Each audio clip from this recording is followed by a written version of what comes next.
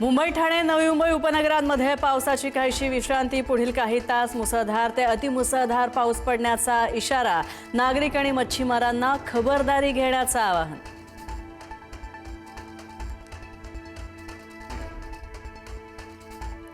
आठ जुलैपर्यंत पावसाचा अलर्ट। शक्य असल्यास अनावश्यक प्रवास टाळा। मुख्यमंत्र्यांची जनतेला विनंती।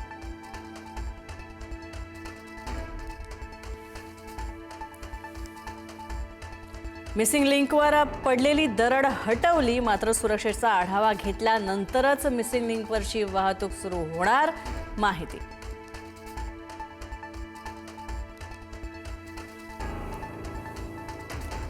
मुंबई पुणे रेल्वे मार्गावर मंकी हिल जवळ रुळावर पडलेली दरड हटवण्यात आली। सर्वप्रथम एका ट्रॅकवरून रेल्वेची चाचणी होणार, त्यानंतर पुढील गाड्या 30 किलोमीटर प्रति तास वेगाने धावणार।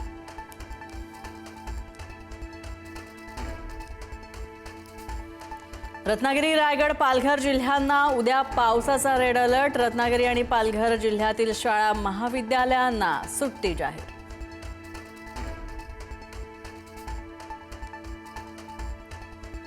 रायगडच्या रोहा इथं पुंडलिका नदीच्या पुलावरून पाणी वाहायला सुरुवात। वाहतूक झाली बंद। पुरात अडकलेल्या नागरिकांची बोटींच्या माध्यमातून सुटका।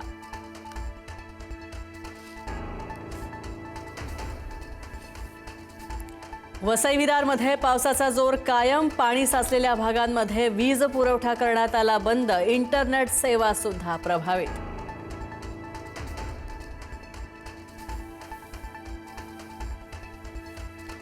मुसळधार पावसानं पालघरच्या पश्चिम किनारपट्टीला झोडपून काढलं। एनडीआरएफने झांझरोळी इथं 200 नागरिकांची केली सुरक्षित सुटका।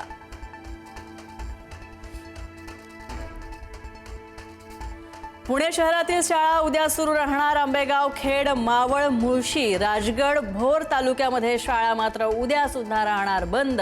जिल्हाधिकाऱ्यांनी दिल्या सूचना।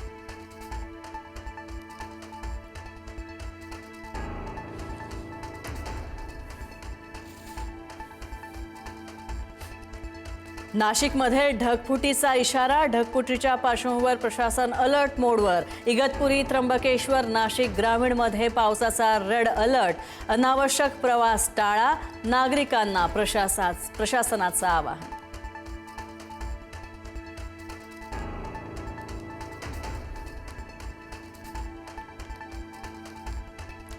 इंद्रायणी नदीवरचे 4ही पूल मुसळधार पावसामुळे पाण्याखाली। वारकऱ्यांनी देहू, आळंदीला जाऊ नये, थेट पुण्यामध्ये यावं। मुख्यमंत्र्यांचं वारकरी संप्रदायाला आवाहन। पालखी आळंदीमधून पुण्यात आणली जाणार। आळंदीमध्ये इंद्रायणीचं पाणी ओसरलं नाही, तर संत ज्ञानेश्वर महाराजांच्या पालखी मार्गात होणार बदल। संस्थान समितीच्या बैठकीमध्ये पर्यायी महामार्गाचा विचार।